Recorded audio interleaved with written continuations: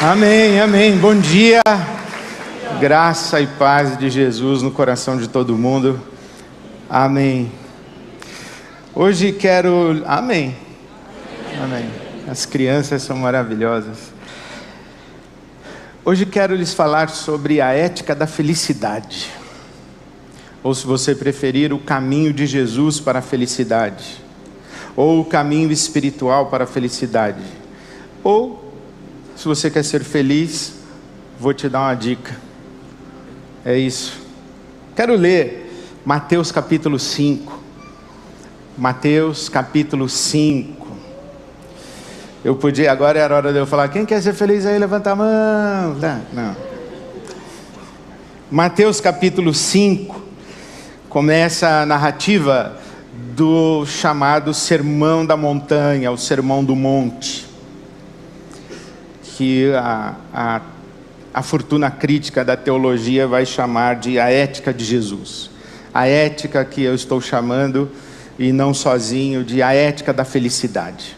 Mateus capítulo 5, no verso 1, diz que, vendo as multidões, Jesus subiu ao monte e se assentou.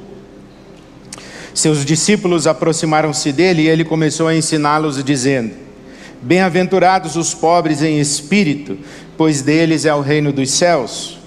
Bem-aventurados os que choram, pois serão consolados. Bem-aventurados os humildes, bem-aventurados os mansos, pois eles receberão a terra por herança. Bem-aventurados os que têm fome e sede de justiça, pois serão satisfeitos. Bem-aventurados os misericordiosos, pois obterão misericórdia. Bem-aventurados os puros de coração, pois verão a Deus. Bem-aventurados os pacificadores, pois serão chamados filhos de Deus. Bem-aventurados os perseguidos por causa da justiça, pois deles é o reino de Deus. Bem-aventurados serão vocês quando por minha causa os insultarem, os perseguirem e levantarem todo tipo de calúnia contra vocês. Alegrem-se e regozijem-se, porque grande é a sua recompensa nos céus, pois da mesma forma perseguiram os profetas que viveram antes de vocês. A narrativa começa dizendo que Jesus subiu ao monte, e é uma referência explícita, dizem os estudiosos e intérpretes, ao Monte Sinai. E Jesus se assentou, e é uma referência explícita ao modelo rabínico do ensinamento. E esta figura de um rabino, de um mestre em Israel, de um doutor da lei em Israel, ensinando aos seus discípulos, e especialmente no monte, faz referência ou uma contraposição entre Moisés e Jesus. Assim como no Monte Sinai, Moisés entrega a lei, a Torá, ao povo de Israel, aqui nesse monte, o chamado Monte das Bem-aventuranças, o Monte das Beatitudes, Jesus entrega a sua Torá aos seus discípulos. Torá, que nós estamos acostumados a tratar como lei, mandamentos, ordenanças, na verdade significa caminho. A lei apresenta um caminho. A ética de Jesus apresenta um caminho. Mas é verdade sim que há uma distinção entre o caminho proposto na lei de Moisés e o caminho proposto na ética de Jesus. A lei de Moisés é baseada em mandamentos, ordenanças, proibições, exigências, restrições, renúncias. O decálogo, inclusive, é uma expressão ética negativa. Não matarás, não adulterarás, não dirás falso testemunho, não roubarás, não cobiçarás. É restritivo, é o que não fazer e o que fazer. São mandamentos que exigem compromissos e obrigações Inclusive, a estrutura da Torá judaica é uma estrutura de justiça retributiva. Quem obedece é abençoado, quem desobedece é amaldiçoado. Quem obedece recebe benefícios, quem desobedece é subtraído, recebe condenações, é penalizado. Então a ética da Torá, embora exista uma dimensão propositiva e positiva, é uma ética de obrigações, é uma ética do dever, A de Jesus não. A ética do Evangelho não é uma ética de obrigações. A ética do Evangelho não é uma ética de mandamentos, de normas às quais devemos nos conformar. Isso foi muito libertador para a minha vida, quando eu entendi e criei no meu próprio coração, e já compartilhei incontáveis vezes, que no meu entendimento e na minha leitura do Evangelho, no caminho de Jesus você não tem que. Você não tem que. Você não faz o que faz porque você tem que fazer. Você não faz o que faz, não vive do jeito que vive, não se compromete com o Evangelho, com o reino de Deus, porque você é obrigado a fazê-lo. Não é uma questão de obrigação.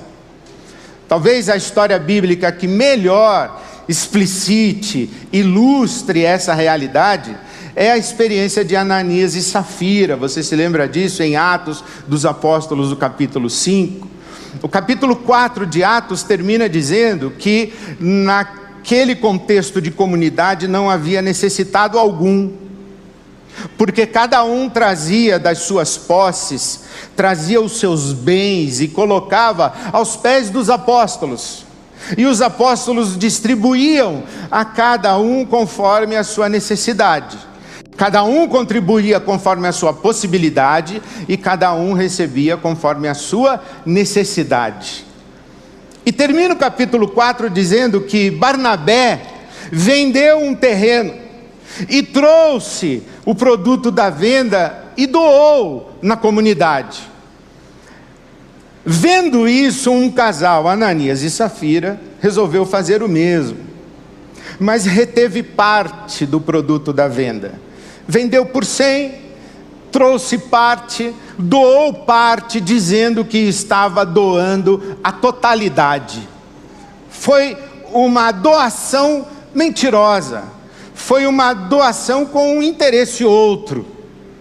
Doou, mas doou com motivação egoísta, egocêntrica, vaidosa.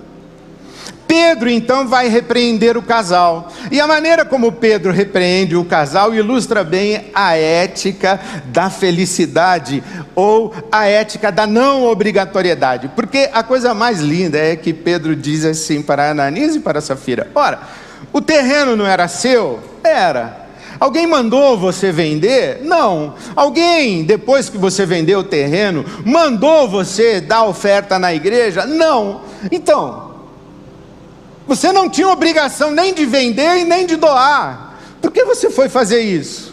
Por que você foi fazer de maneira mentirosa? Esse entendimento trouxe para mim muita libertação. Ed, Deus mandou você fazer? Obrigou você a fazer? Não. Então por que você está fazendo? E por que você está fazendo de má vontade? E por que você está fazendo com vaidade? E por que você está fazendo coagido, constrangido? Por que é que você está fazendo? Eu já sei por que é que você está fazendo. Você está fazendo porque você está com medo, né? De não fazer e dar ruim para você. Eu já sei por que você está fazendo. Você está fazendo porque você quer aliviar sua consciência, né? Eu já sei por que você está fazendo. Você está fazendo porque isso te dá um senso de virtude. E você se acha ao máximo porque você está fazendo. Tudo errado. Graças a Deus a gente não cai morto mais, que nem Ananias e Safira. Porque senão eu não sei quantos de nós estaríamos vivos. nessa palavra de Pedro, apóstolo, o terreno era seu. Alguém te obrigou a vender? Não. Depois que você vendeu, o dinheiro, produto da venda, era seu. Alguém te obrigou a doar? Não. Que parte você não entendeu que não estamos mais no caminho da obrigação, do dever? Nós estamos em outro caminho. O caminho que eu estou chamando aqui de ética da felicidade. Veja, bem-aventurados é a expressão. Em outra tradução deve estar dito felizes. Felizes aqueles que. A palavra grega usada é makarioi, que fala do estado de alma, se é que pode se dizer assim, dos deuses. Os deuses não estão preocupados com nada, exceto em fruir, em desfrutar, em viver com a sua plenitude.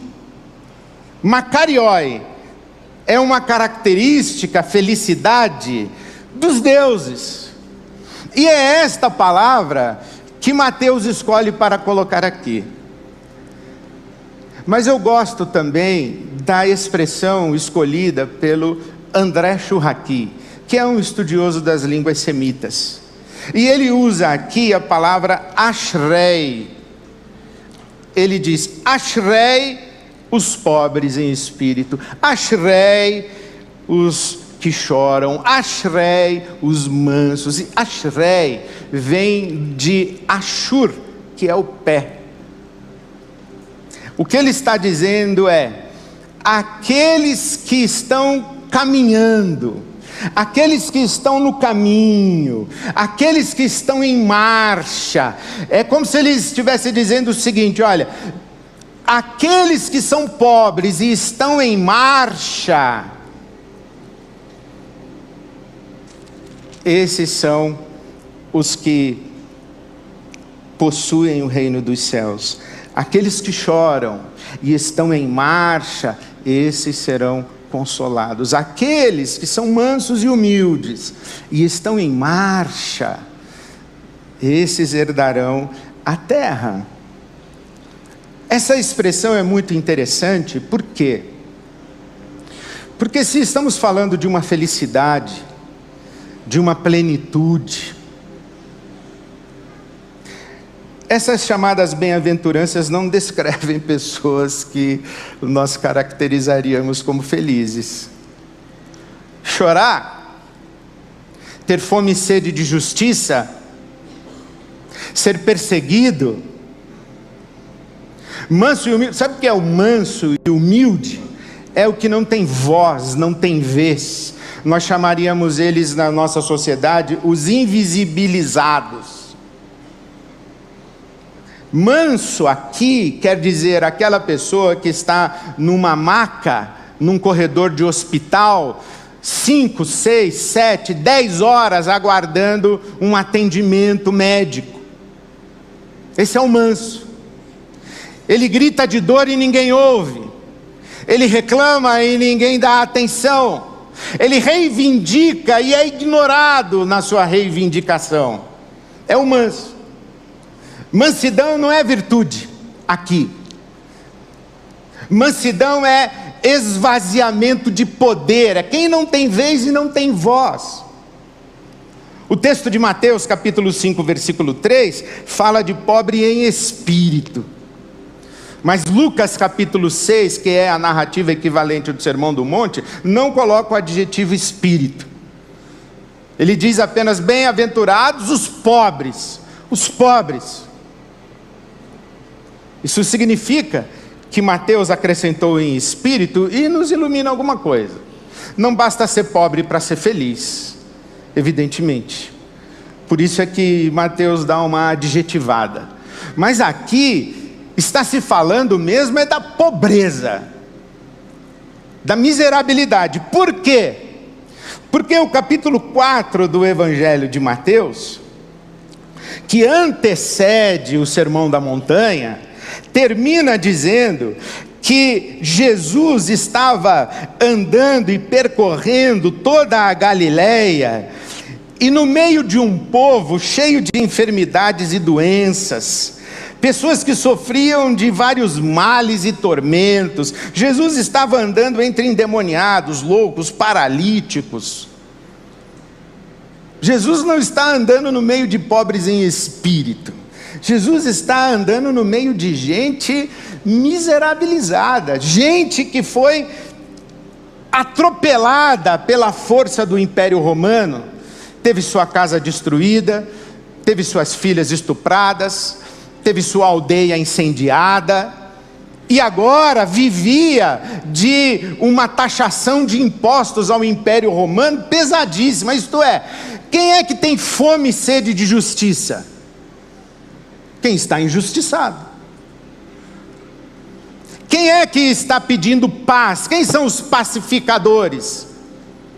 Quem é objeto de violência.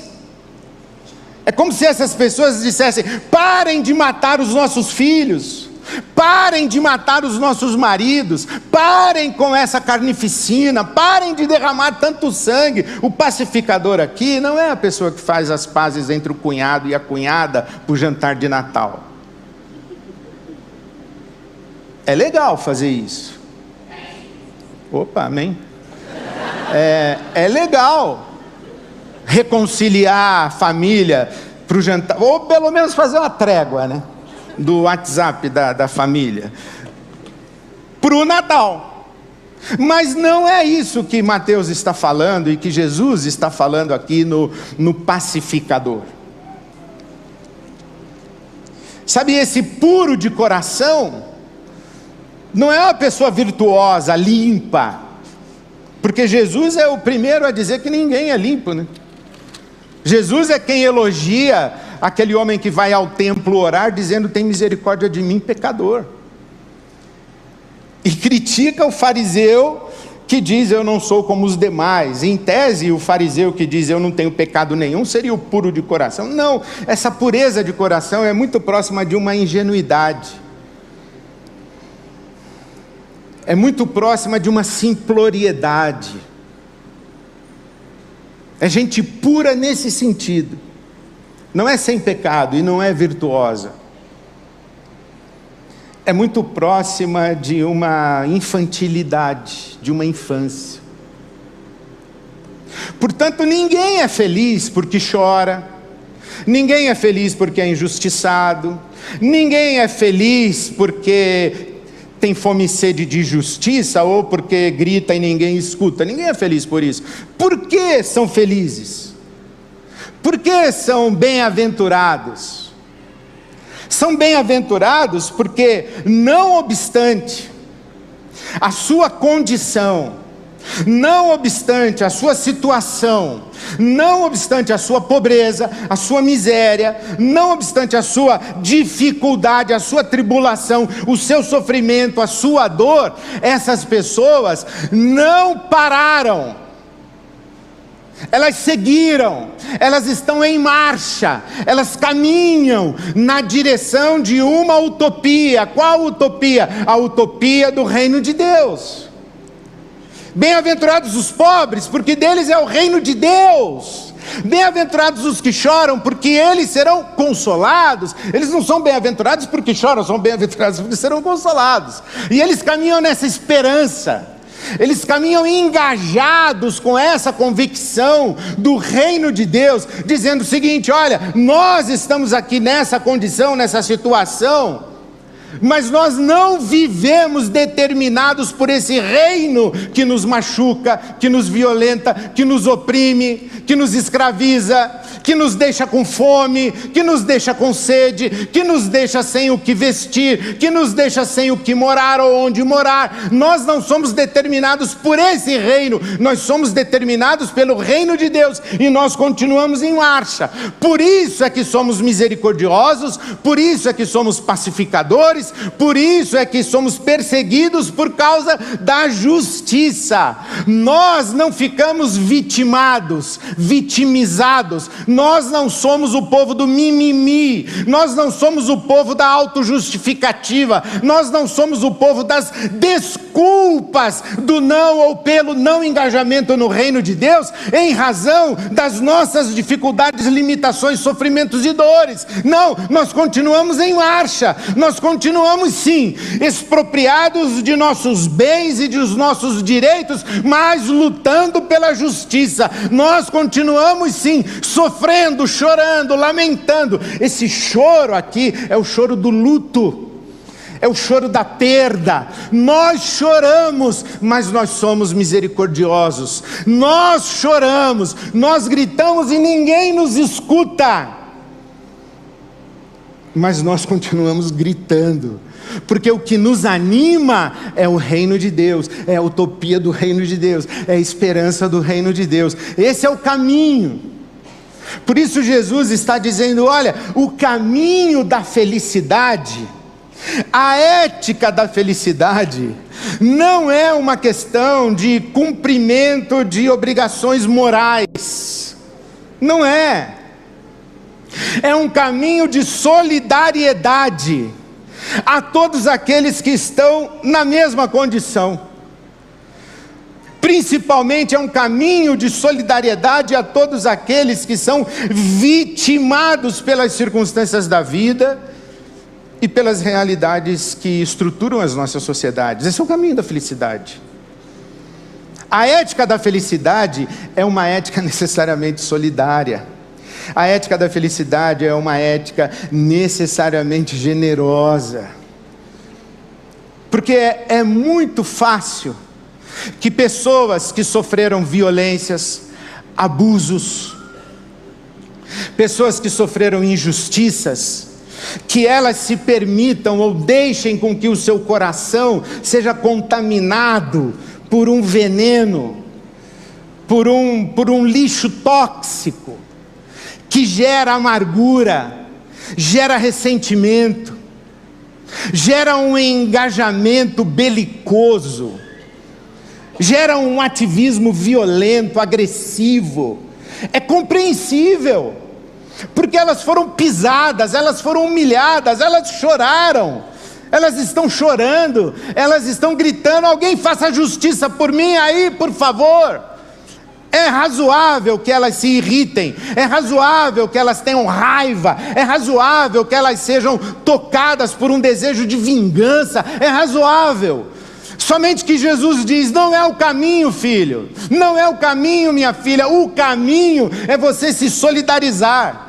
O caminho é, tendo sofrido, tendo sido violentada, tendo sido machucado, tendo sido injustiçado, o caminho é você olhar para todo mundo que passa pela mesma coisa e ter misericórdia dessas pessoas. O caminho é você olhar para essa carnificina e para essa estrutura que machuca, violenta, oprime, mata, e dizer: paz, alguém por favor. Paz, parem com isso tudo. Ser pacificador e não alguém que alimenta jogando gasolina na fogueira. Jesus está dizendo: olha, se comprometa com a justiça, não com a vingança, não com o justiçamento, mas com a justiça do reino de Deus. É nesse caminho.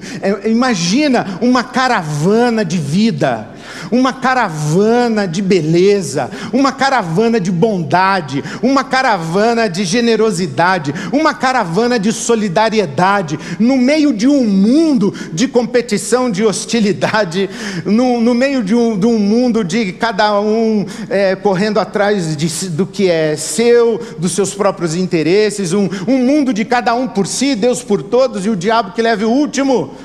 Imagine uma caravana de bondade. É essa caravana que é a caravana dos felizes. Não é porque não sofrem. Inclusive, aqueles na caravana que têm melhor condição e que não estão sofrendo pessoal e particularmente, sofrem por solidariedade, sofrem por empatia, sofrem por compaixão,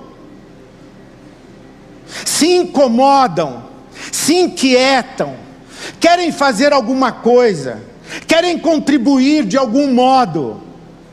Porque você não vai curtir a vida, porque esse não é o caminho da felicidade, é simples assim. Jesus conta a história daquele homem que colheu muito, e ajuntou em celeiros e disse: alma, tens em depósito muitos bens, come, bebe, folga, curte a vida, doidado. E Jesus diz: louco, esse é um louco. Ele está confundindo prazer e conforto com felicidade, com bem-aventurança. Está confundindo prazer e conforto circunstancial e momentâneo, efêmero, com senso de dignidade. Esse que ajunta em seus celeiros, esse muito provavelmente movido pela ganância, egoísta, egocêntrico, individualista, esse muito provavelmente é também causa daqueles que choram, daqueles que são injustiçados, daqueles que estão na pobreza. Por quê?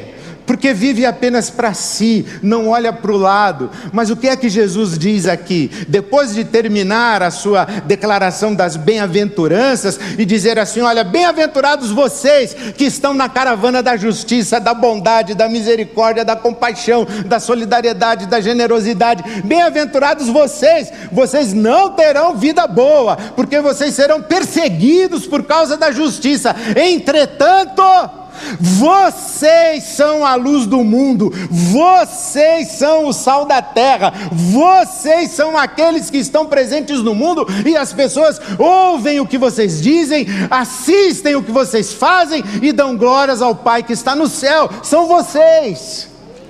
Esse é o nosso caminho e essa é a felicidade de Jesus. O critério ético do Evangelho não é a nossa consciência.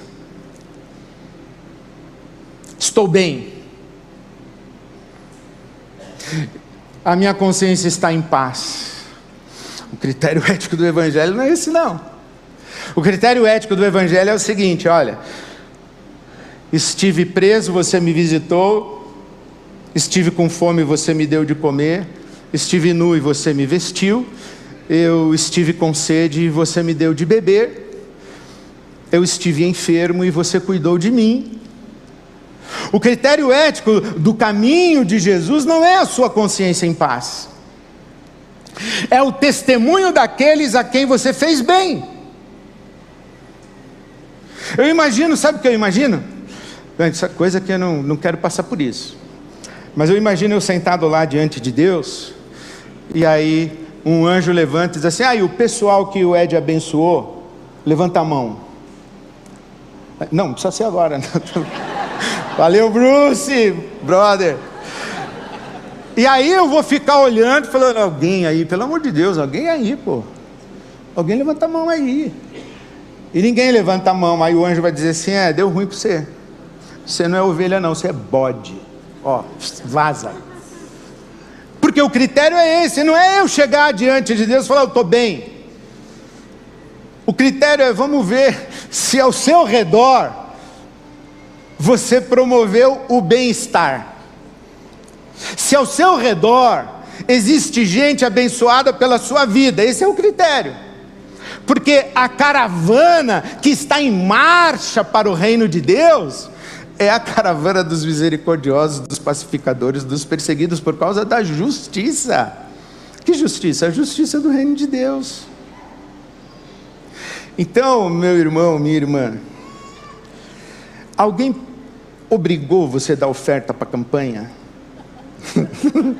Não. Alguém ameaçou você de maldição se você não der oferta para a campanha? Não. Não. Agora, eu tenho certeza que a sua consciência é interpelada pela beleza do Evangelho, pela graça de Jesus, e na liberdade você faz o seu caminho de solidariedade e generosidade. Essa é o meu contentamento de participar de mais uma campanha, a 24ª. Porque não é no mês de dezembro que a gente é solidário. Não é com o alvo da campanha.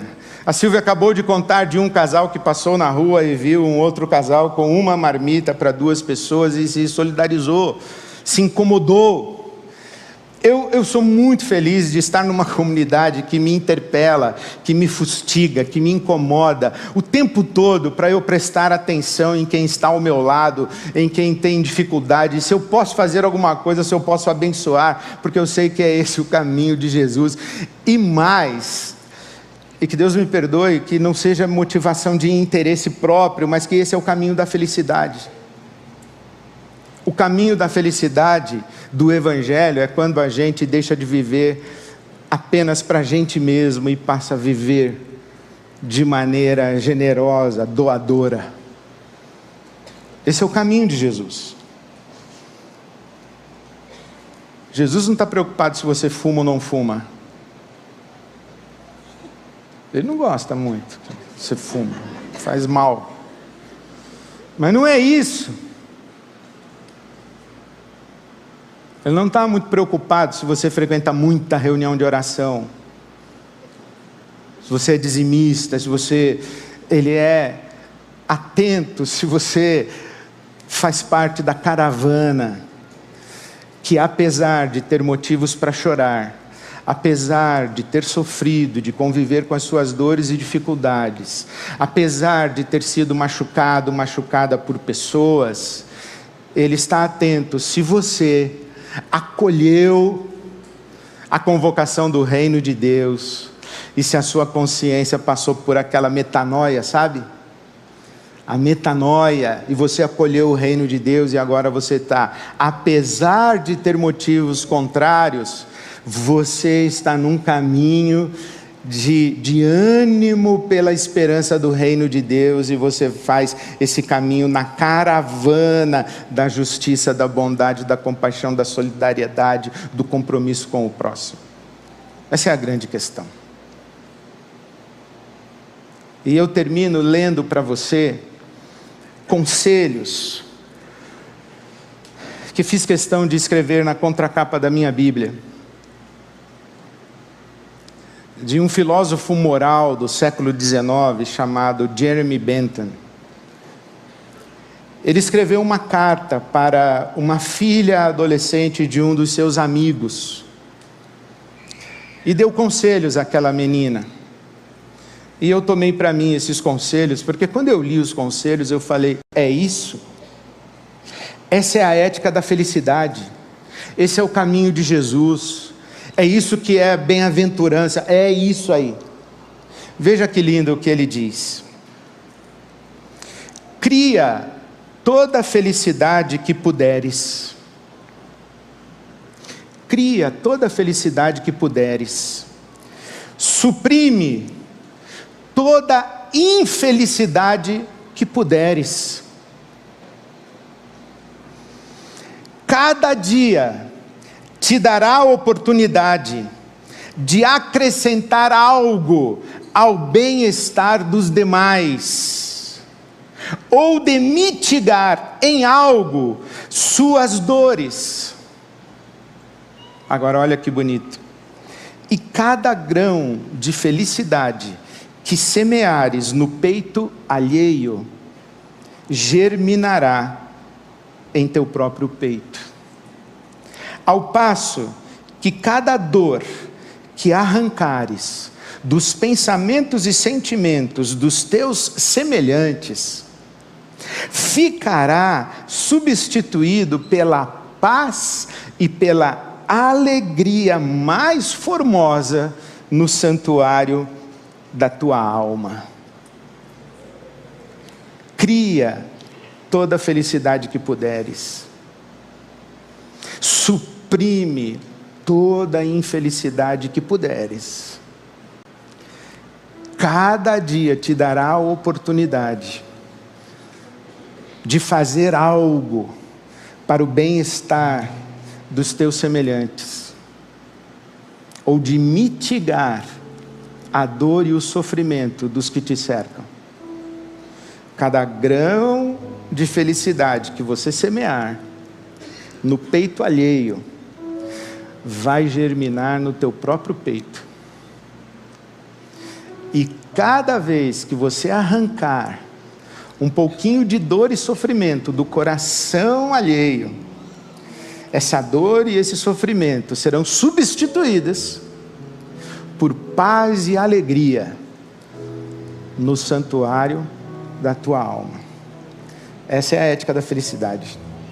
Esse é o caminho da caravana que está em marcha para o reino de Deus, onde nossa fome e sede de justiça será satisfeita, nossas lágrimas serão enxutas, onde a nossa pobreza será substituída pela experiência do reino de Deus, onde a nossa humilhação será trocada, superada, vencida, porque nós herdaremos a terra.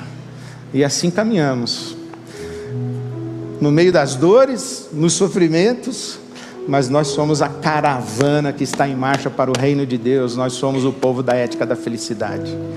Eu desejo que você tenha essa experiência maravilhosa com Jesus, com o Evangelho, uma experiência suficiente para você sair de você mesmo, de você mesma,